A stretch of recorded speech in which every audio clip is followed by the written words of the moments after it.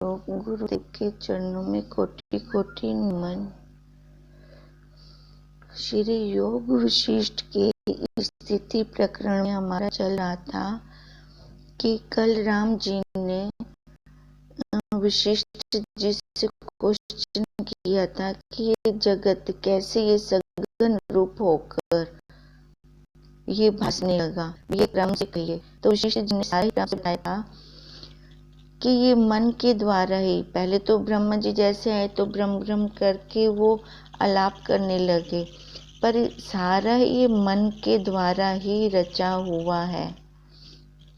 मन में जो जो भाव दृढ़ होते गए वैसे वैसे ही आगे भासने लगा।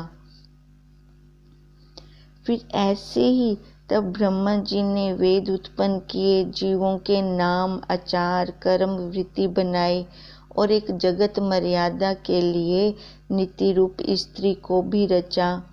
इसी प्रकार ब्रह्मा की माया ब्रह्म रूप से बड़े शरीर धर रही है, क्योंकि एक बार अगर एक संस्कार लिया तो उसके अंदर कितने संस्कार और आने लगे। ऐसे ये सृष्टि का क्रम चला।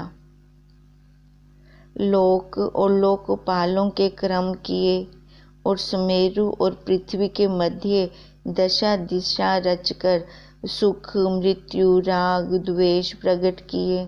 इस प्रकार संपूर्ण जगत त्रिगुण रूप ब्रह्मा जी ने रचा, और जैसे उन्होंने रचा है वैसे ही आज तक वैसे का वैसे ही वो चल रहा है।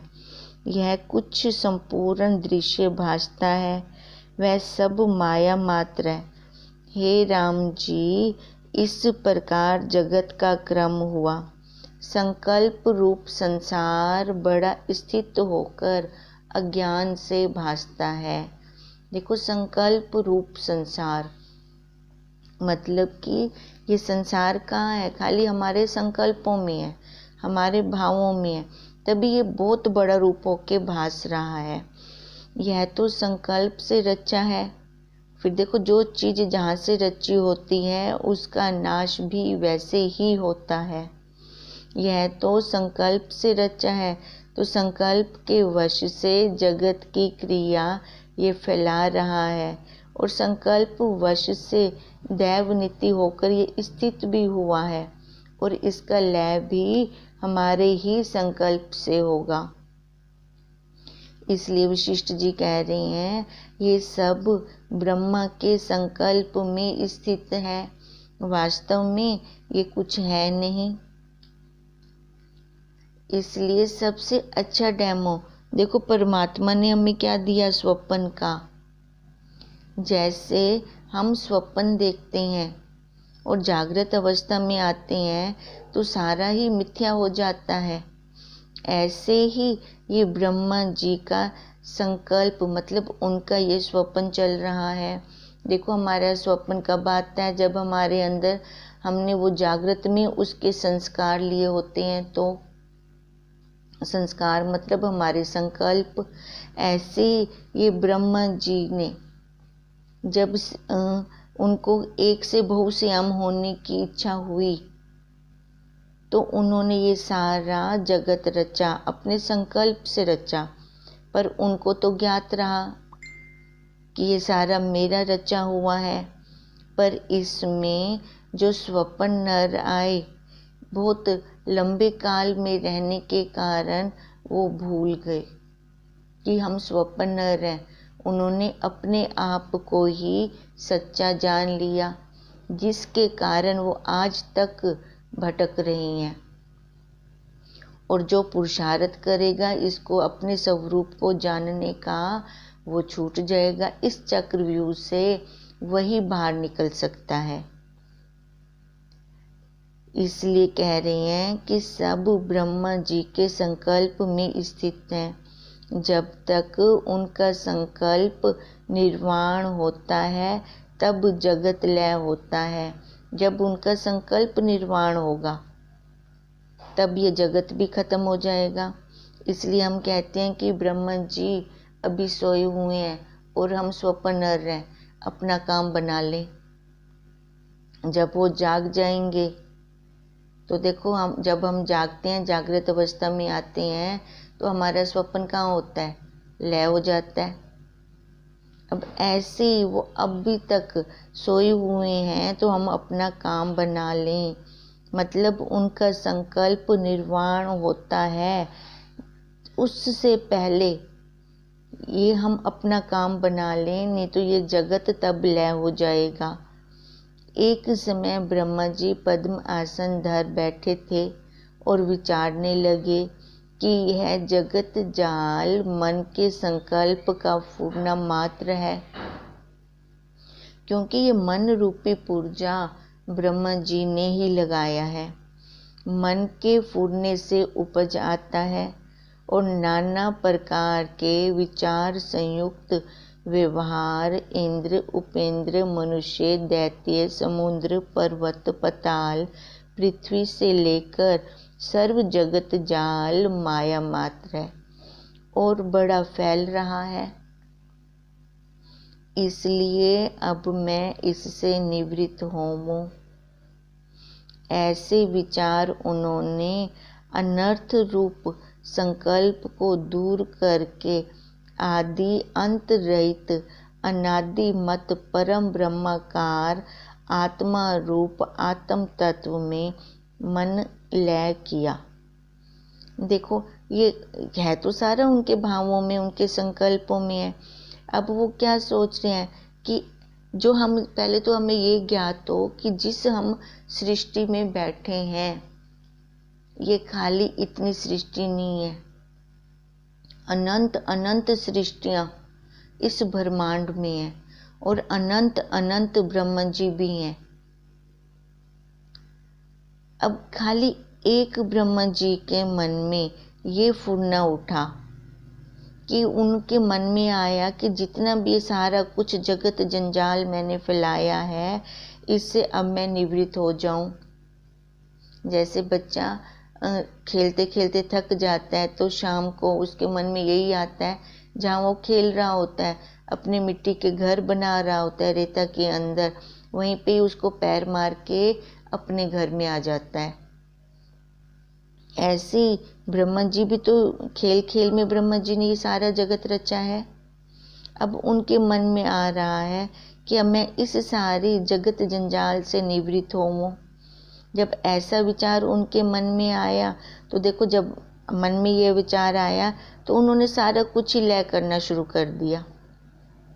अब वो जब सारा देखो, जब हम पसारा करते हैं, रसोई में जाते हैं तो सारा पसारा कर देते हैं। अब जब सबकी तृप्ति हो गई, फिर हम रसोई को समेट भी देते हैं।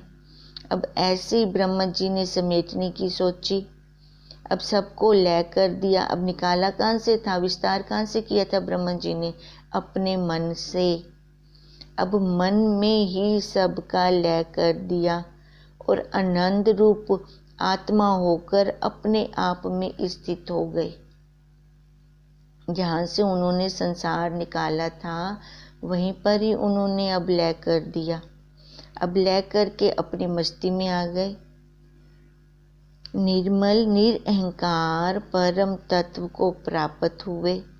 जैसे कोई व्यवहार से थका हुआ विश्राम करता है, तैसे ही वह अपने आप से आत्म तत्व में स्थित हुए।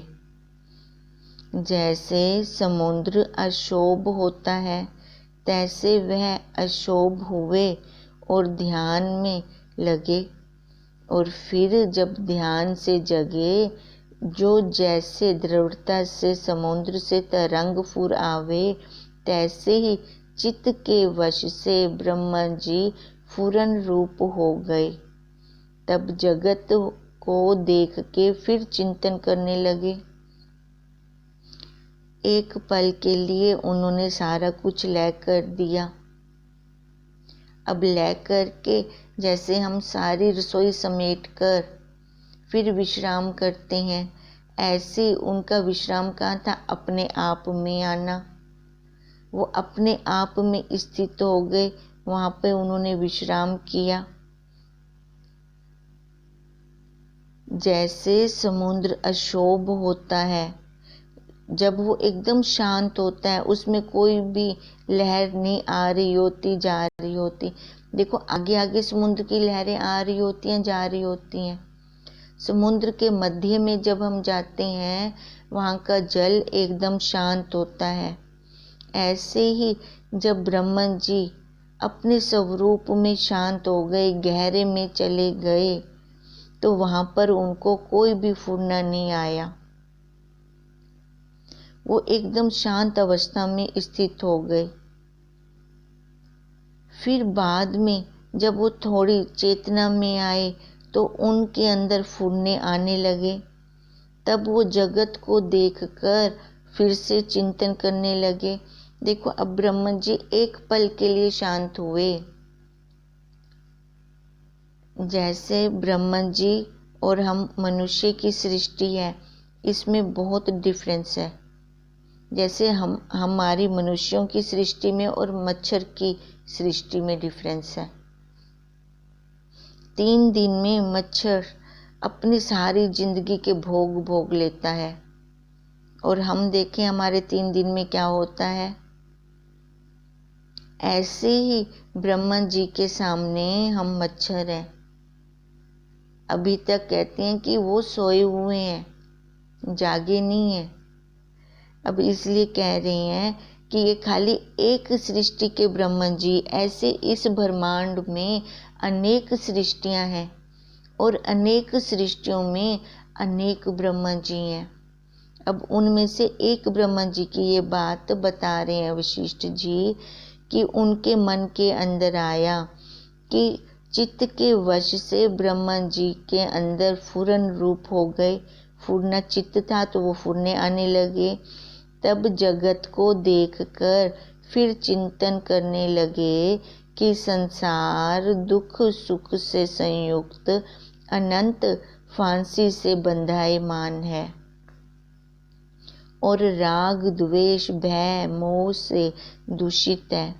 हे राम जी, इस प्रकार जीवों को देख के ब्रह्मा जी को दया उपजी, तो अध्यात्म ज्ञान से संपन्न वेद उपनिषद और वेदांत प्रकट किए और बड़े अर्थ संयुक्त नाना प्रकार के शास्त्र रचे।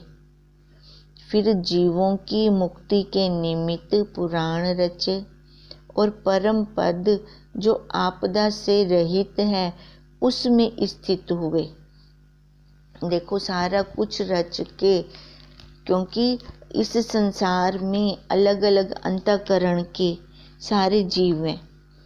अब हर एक के अंतःकरण के अनुसार उन्होंने सामग्री हमें दे दी।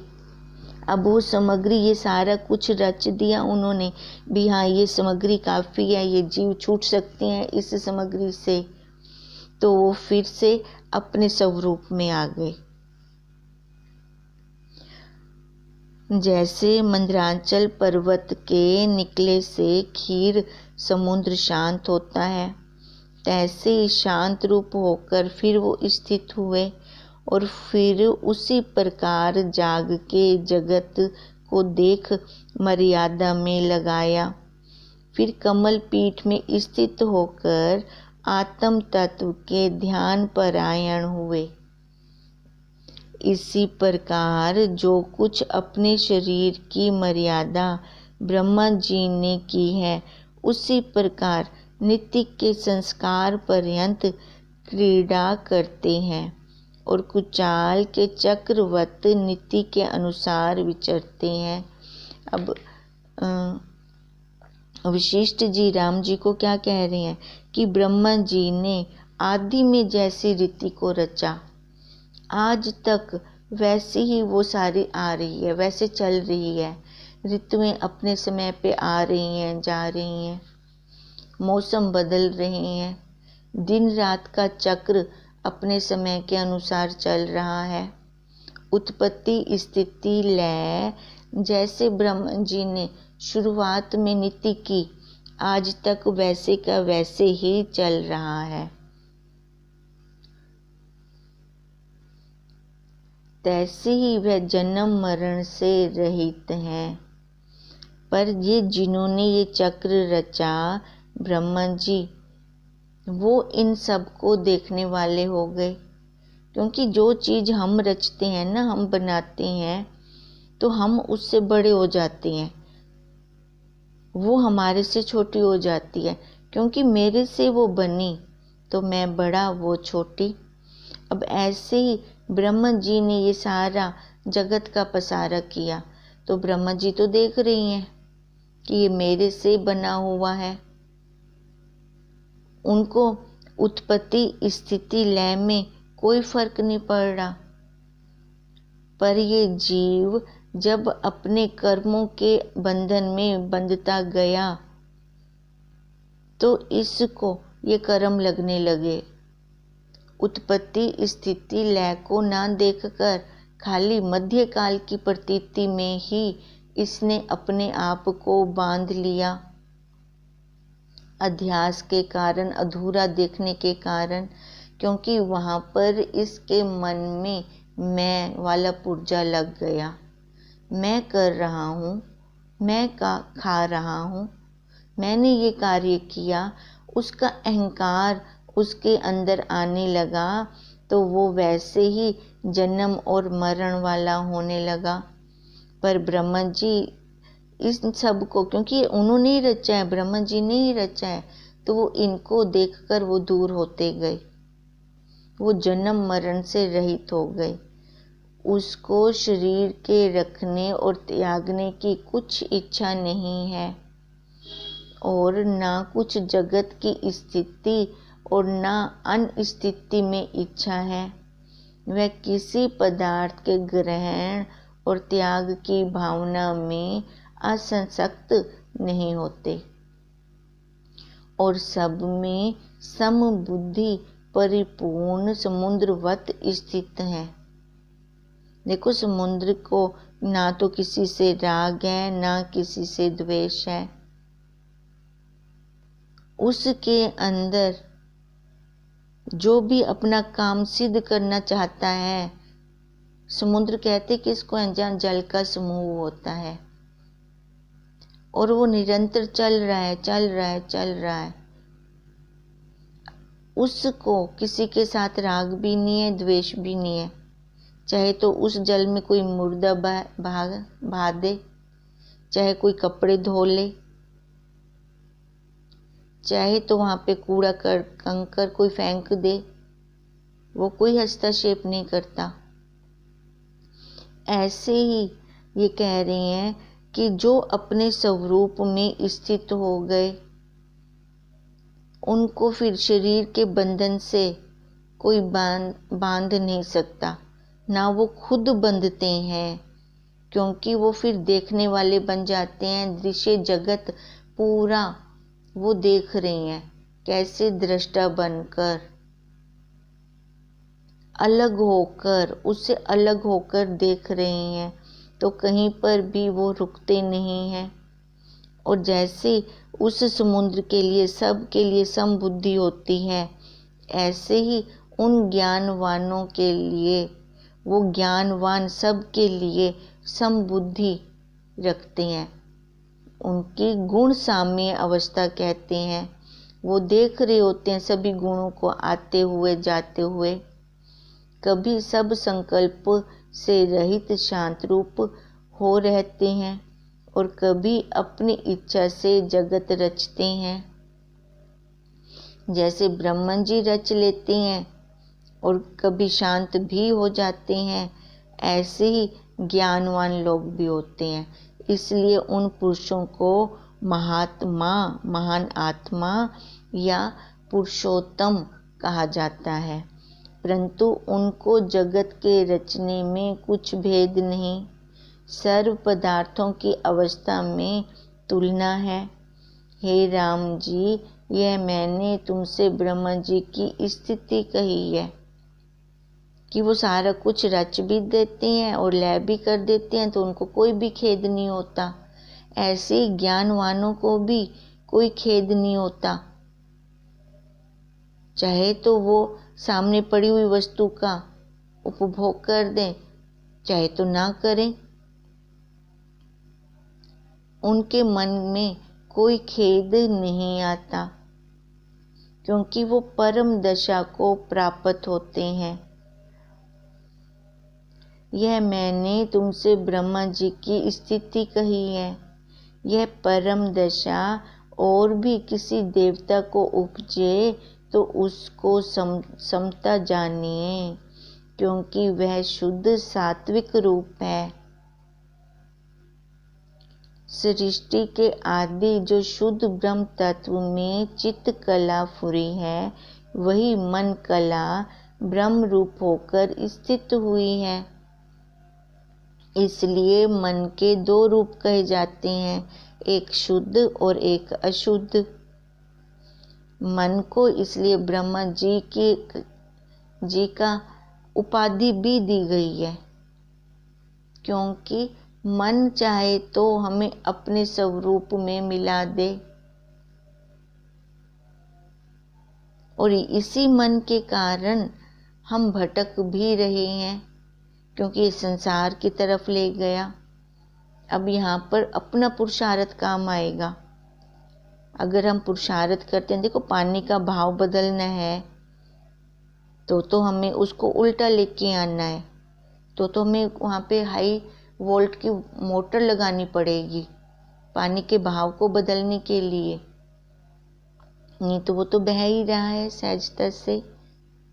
सफाई करने का पुरुषार्थ है, गंध मचाने का कोई पुरुषार्थ नहीं है।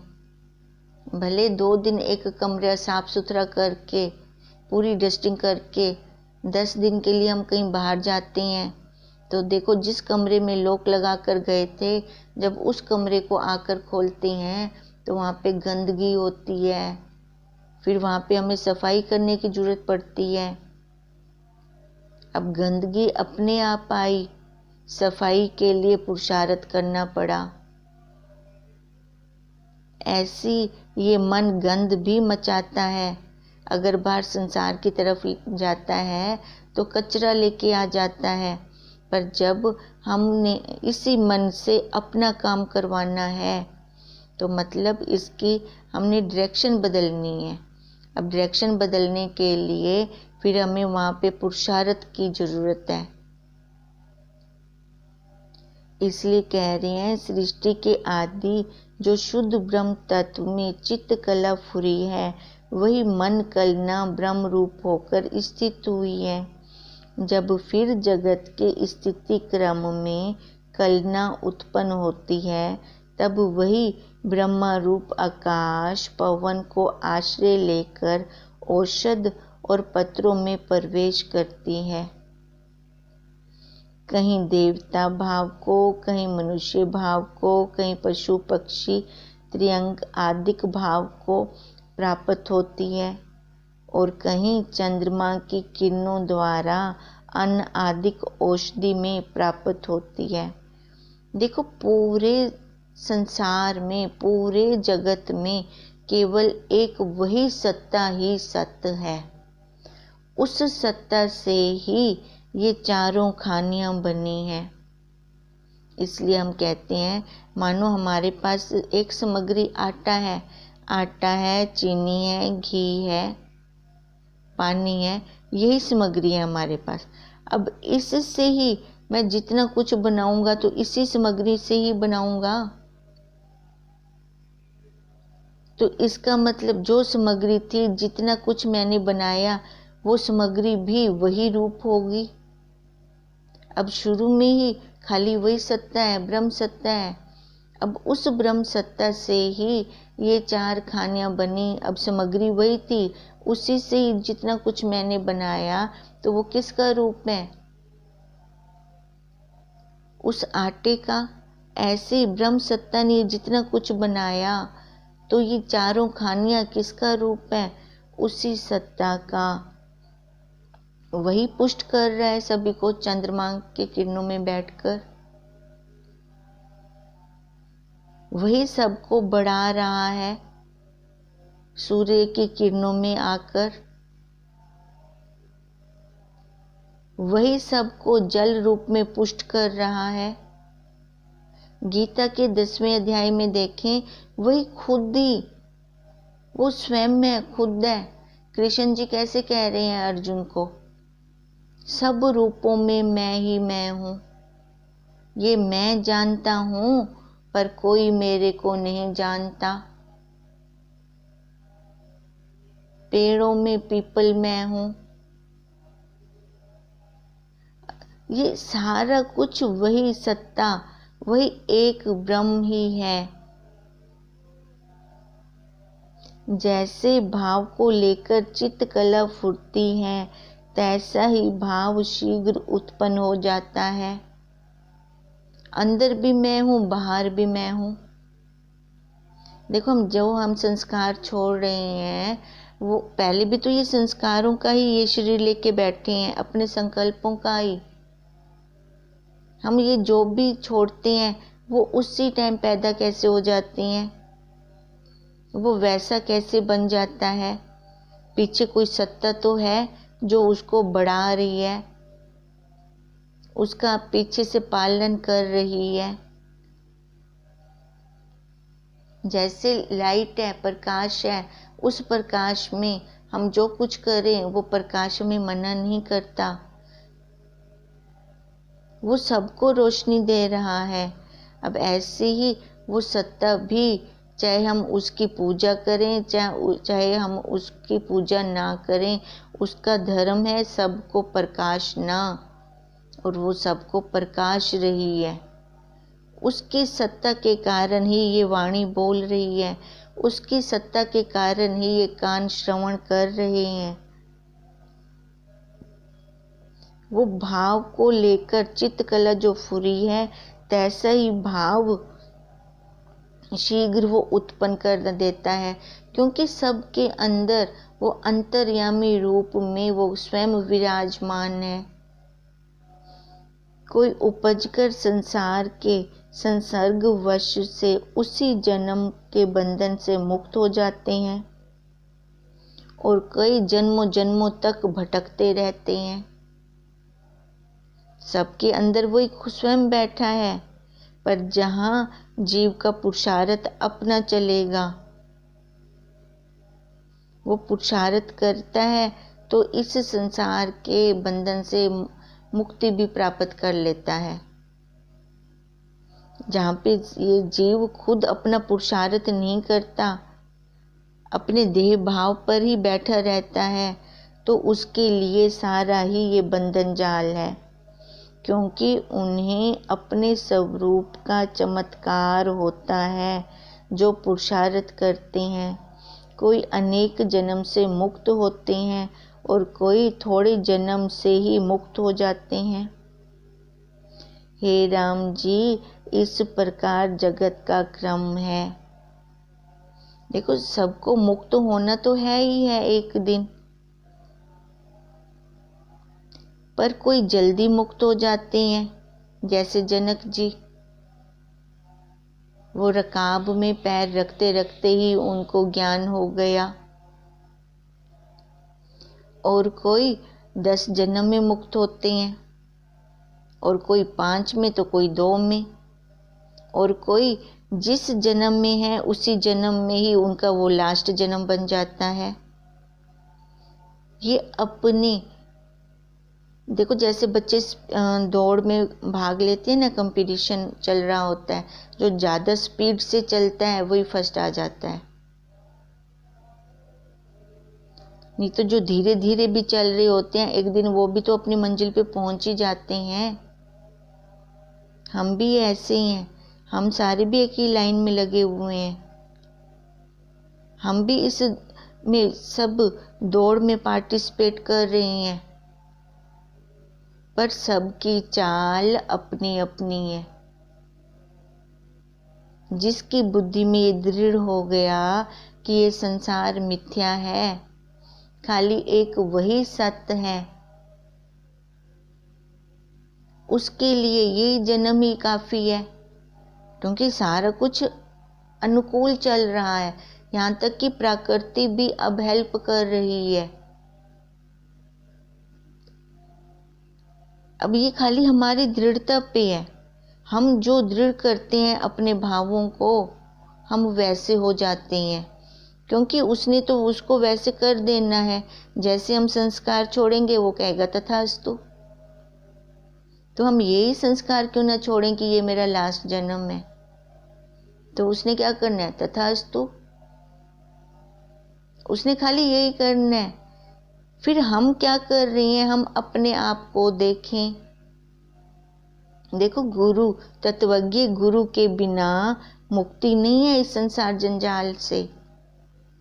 और हमारे कितने अहोभाग्य हैं कि हमें ऐसे गुरुदेव प्राप्त हैं और हम उनके शिष्य हैं।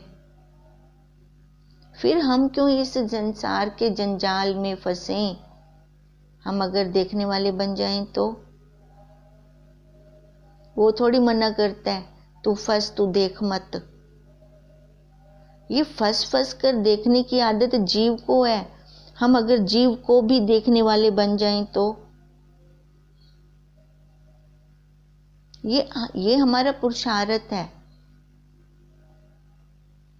हमारे प्रारब्ध में सारा कुछ लिखा हुआ है संसार का, पर ये परमार्थ का जो पुरुषार्थ है ना, ये नहीं लिखा हुआ हमारे प्रारब्ध में।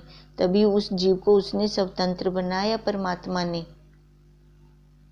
अगर वो लिख देता कि इसने यही भोग भोगने हैं तो भोग योनि हो गई। अब भोग योनि मतलब दंड। अब देखो, वो पशु भोग योनि भोग रहे हैं क्योंकि उनके पाप कर्म बढ़ गए थे। वो अब नए कर्म और नहीं बना सकते। और देवता लोग भी भोग योनि भोग रहे हैं क्योंकि उनके पुण्य कर्म बढ़ गए थे। वो नए कर्म नहीं बना सकते। बाकी रहा बीच का कि मनुष्य, ये स्वतंत्र है।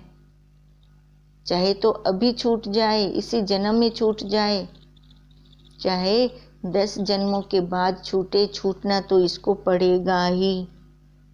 अब ऐसे ही वशिष्ठ जी राम जी को बता रहे हैं, ये सारा जगत का क्रम है। कोई प्रत्यक्ष संकट, कर्म, बंधन, मोक्ष उपजते हैं और कोई मिट जाते हैं। इस प्रकार संसार बंध मोक्ष से पूर्ण है।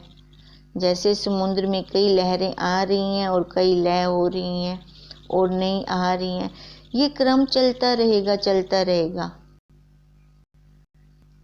ब्रह्म का, जगत का और ये जीव, इन तीनों का ये क्रम चल रहा है, चल रहा है और चलता ही आएगा अनादिकाल से। और इसमें से जो अपना पुरुषार्थ कर जाता है वो ब्रह्म में लय हो जाता है। जैसे छोटी छोटी नदियाँ आती हैं और कहाँ लय हो जाती हैं, ब्रह्म में लय हो जाती हैं, उस समुद्र में लय हो जाती हैं। तो उन नदियों का अपना नाम रूप मिट जाता है तो वो भी समुद्र बन जाती हैं।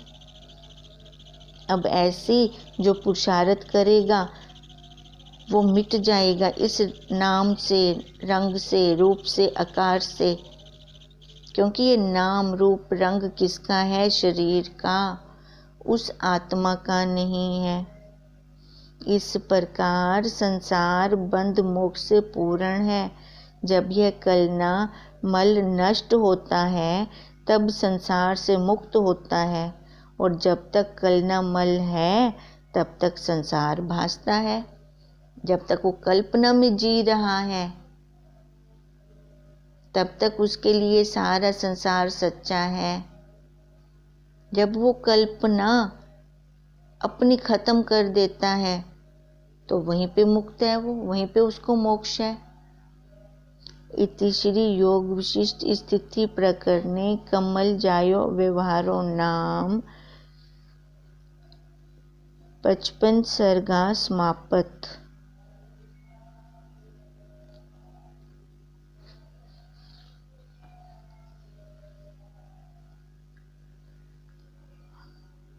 अठवंजा सर्गा समाप्त।